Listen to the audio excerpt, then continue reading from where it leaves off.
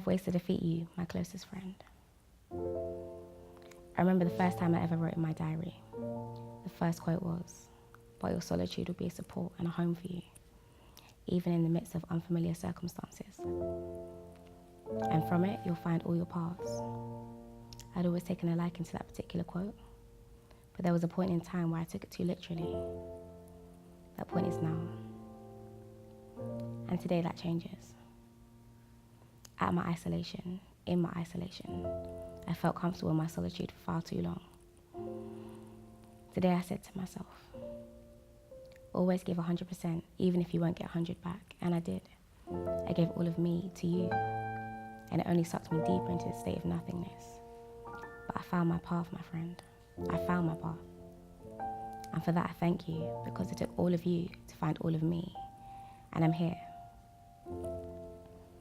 I'll never master the art of life, but I almost mastered the art of you.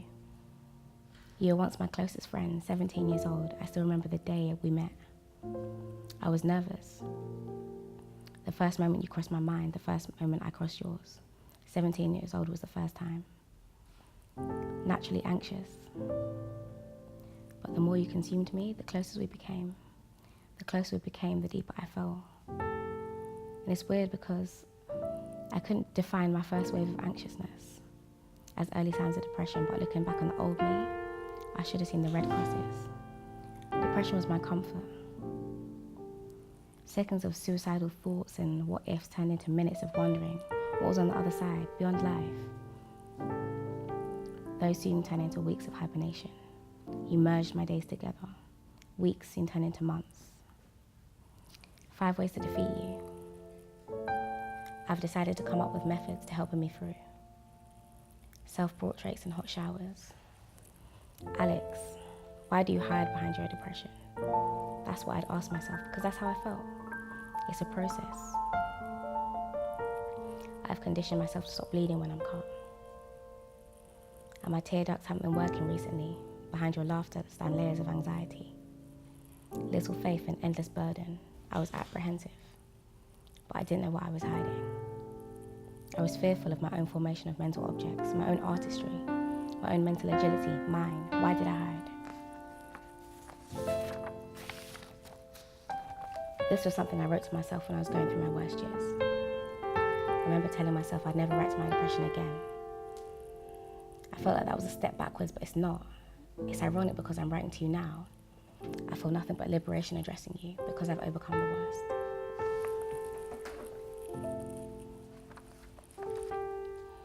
And it would be inaccurate to say we weren't adjoining entities because anxiety drowned me. I'd always been intimate with my depression, and oddly I liked it. I'd never tried to fight you, maybe I did. But you coloured me in something I'd never experienced before. That clouded me. A drawn curtain on my stage. You were there from the beginning, from my 5-year wall. I couldn't be me without you. I wouldn't be me without you. And sometimes I feel like I shouldn't be me without you. 1,825 days later, I'm good, but despair doesn't feel as real without you. Unable to comprehend the honest weight of my own desolation. Every minute those days, I fell deeper into my isolation. I fell deeper into remoteness,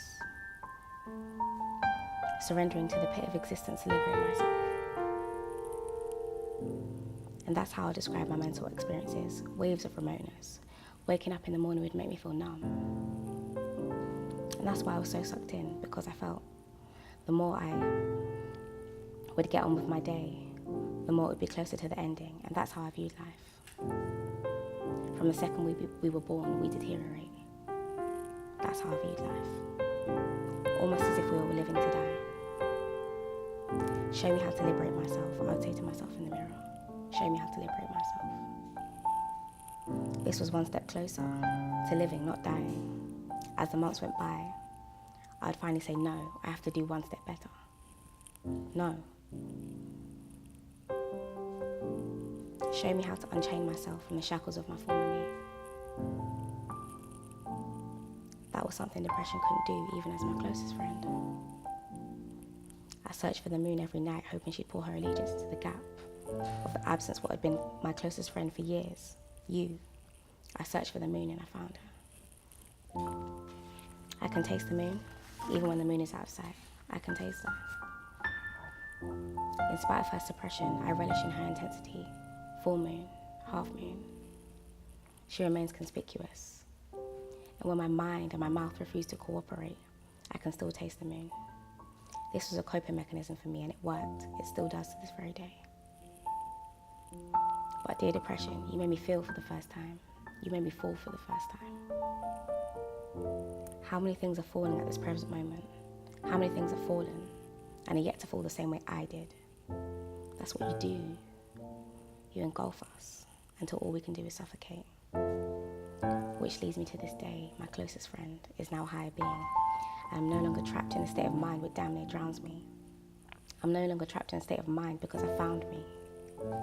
And if I was to take 2 steps back, I know it can't be for long because my higher being surrounds me. The Great Depression has fallen.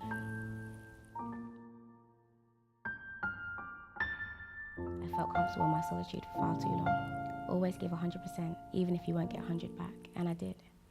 I gave all of me to you. You were once my closest friend, 17 years old. I still remember the day we met. I was nervous. The first moment you crossed my mind, the first moment I crossed yours.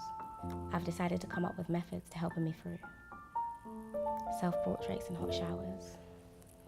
Alex, why do you hide behind your depression?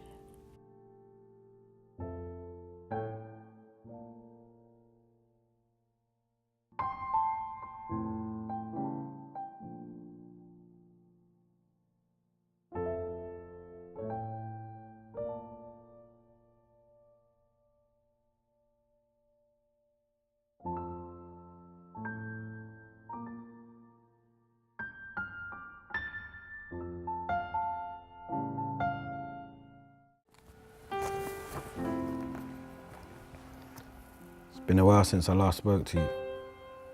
Haven't seen your grave since your birthday. I remember walking into the gym with Habs. He said you were Will's cousin and he introduced us and you shook my hand. I thought you were different because no one was really shaking hands them times. I'm hoping that you're proud of me. I miss you, man.